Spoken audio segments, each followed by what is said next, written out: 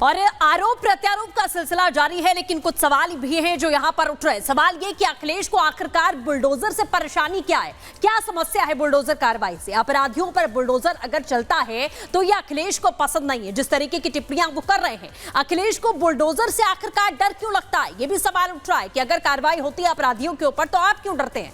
गोरखपुर में बुलडोजर चलाने की धमकी आखिरकार अखिलेश यादव की तरफ से क्यों दी गई है? इसकी पीछे की वजह क्या है? और इसी के साथ में आरोप प्रत्यारोप का जो सिलसिला यहां पर जारी है वो भी आपको सुनाते हैं।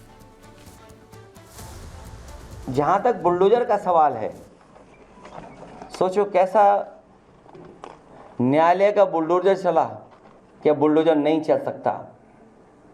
जो लोग बुलडोजर लेकर के डराते थे, जगह जगह लोगों के घर गिराते थे, क्या मुख्यमंत्री आवास का नक्शा पास है?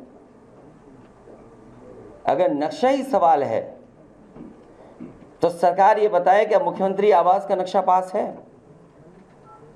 और कब पास हुआ था ये भी बता दें, कागज दिखा दें उसके।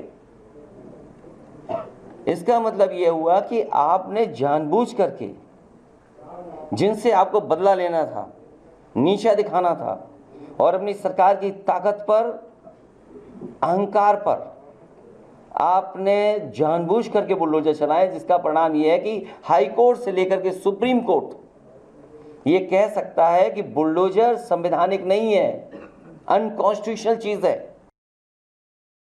जिस केंद्र में दुनिया की सबसे प्राचीन गुरुकुल महर्षि भारद्वाज ने जिस प्रयागराज में स्थापित की थी, उस प्रयागराज के सामने पहचान का संकट किसने खड़ा कर दिया था? किसने खड़ा किया था? ये जो जाति जाति के नाम पे लड़ाने वाले लोग हैं ना, आज जो कह रहे हैं, तमाम प्रकार की बात कर रहे हैं, तमाम प्रकार की बड़ी बड़ी उद्घोषणा अपनी मनबड़ई में करने का फिर से दुस्साहस कर रहे हैं। क्या ये सच नहीं है? क्या ये सच नहीं है? ये वही लोग हैं जो टीपू आज सुल्तान बनने का ख्वाब फिर से देख रहे हैं। बहन और भाइयों, यही टीपू थे जो माफिया के सामने नाक रगड़ करके आपके सामने पहचान का संकट खड़ा करते थे। क्या ये सच नहीं है? इन माफियाओं को गले का हार बना करके प्रयागराज के अस्तित्व के सामने, प्रयागराज वासियों के सामने पहचान का संकट खड़ा करने का काम इन्होंने किया था। ये गुमराह करते हैं।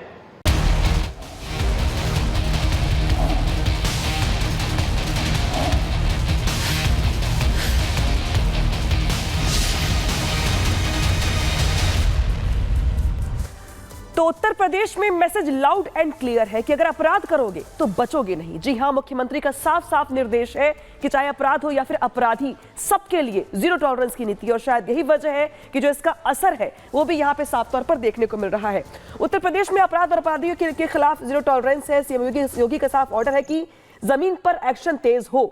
हालांकि योगी पहले ही ऐलान कर चुके हैं कि अगर अपराध करोगे और अगले चौराहे पर यमराज मिलेंगे। योगी का वचन है और शासन के तरीकों में साफ दिखाई दे रहा है।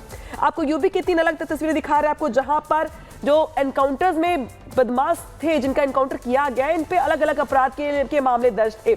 लुटेरे का एनकाउंटर किया गया है, मुठभेड़ में यहाँ पे एनकाउंटर किया गया है जौनपुर में, जिसपे तमाम गंभीर आरोप लगाए गए थे। इसके बाद बुलंदशहर में देखिए आप किस तरीके से यहाँ पे जो गौतस्कर के अपराधी थे, अब वो यहाँ पे एनकाउंटर इनका किया गया। तो देखिए 3 जिले हैं यूपी के अलग अलग जहां पे एनकाउंटर किया गया। यानी कि मैसेज बिल्कुल साफ है कि अपराधी चाहे कोई भी हो, कहीं से भी हो, कार्रवाई होकर रहेगी।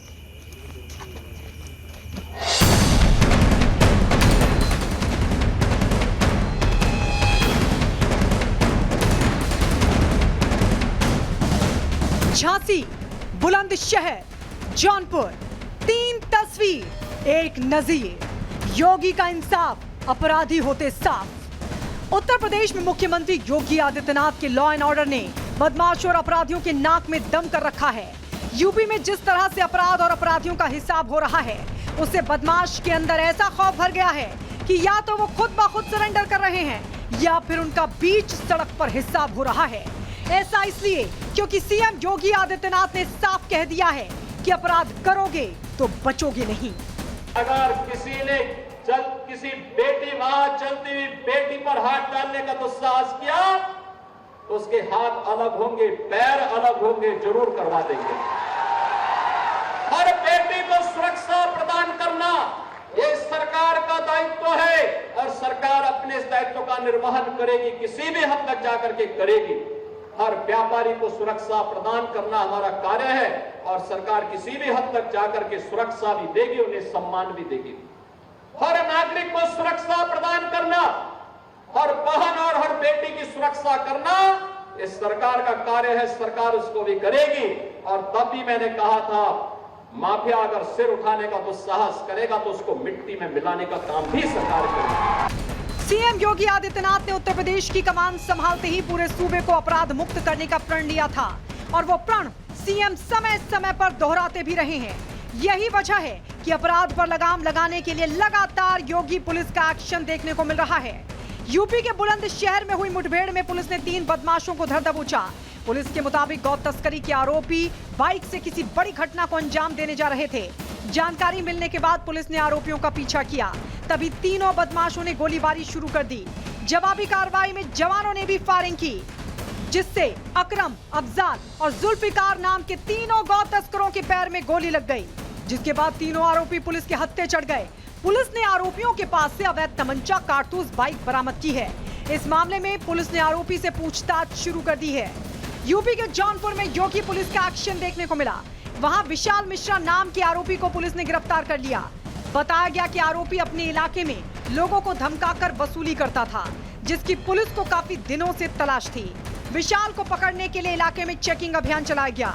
आरोपी ने गिरफ्तारी से बचने के लिए गोलीबारी भी की। इस दौरान पुलिस की उसके साथ मुठभेड़ भी हुई, जिससे आरोपी के पैर में गोली लग गई और वो जख्मी हो गया। पुलिस ने आरोपी के पास से अवैध हथियार समेत बाइक जब्त की है। पुलिस ने आरोपियों के खिलाफ केस भी दर्ज कर लिया। एक बाइक पर 2 संदिग्ध व्यक्तियों के आने की सूचना प्राप्त होती है। पुलिस द्वारा उन्हें रोकने का प्रयास किया जाता है, जिस पर वो पुलिस पार्टी पर फायरिंग करते हुए भागने का प्रयास करते हैं।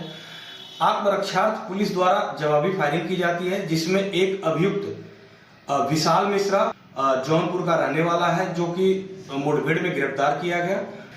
टीमों को शेष की गिरफ्तारी हेतु लगा दिया गया है। यूपी के झांसी में लूटपाट के 2 आरोपियों को धर दबोचा गया। पुलिस के मुताबिक प्रद्युम्न और दीपेश नाम के दोनों आरोपी इलाके में महिलाओं से चैन स्नैचिंग और लूटपाट की घटना को अंजाम देते थे। पुलिस ने इसके लिए 5 टीमों का गठन किया। दोनों आरोपियों को पकड़ने के लिए तलाशी अभियान चलाया गया। पुलिस के मुताबिक दोनों आरोपी झाड़ियों में छिपकर लूटपाट से जमा किए गए पैसों का बंटवारा कर रहे थे। मौके पर पुलिस ने घेराबंदी की तो दोनों आरोपियों ने जवानों पर गोलीबारी शुरू कर दी। जवाबी कार्रवाई में पुलिस ने भी फायरिंग की, जिसमें दोनों बदमाश जख्मी हो गए, जिसके बाद प्रद्युम्न और दीपेश को गिरफ्तार कर लिया गया। इन टीमों के द्वारा जब घेराबंदी की गई तो दोनों में से एक अपराधी प्रद्युम्न ने जान मारने की नीयत से पुलिस टीम पर फायर कर दिया। काउंटर अटैक में प्रद्युम्न के पैर में गोली लगी है तथा दूसरा अपराधी जो दीपेश है, इसको भी गिरफ्तार किया गया है। घायल अपराधी को हॉस्पिटलाइज करा दिया गया है और इनसे पूछताछ की जा रही है। योगी ने जो कहा वो किया। बड़े से बड़े माफिया को जेल भेजा तो शार्प शूटर्स का हिसाब हुआ।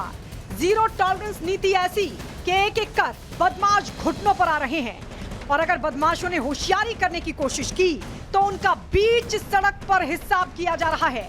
Bureau report, Republic Bharat.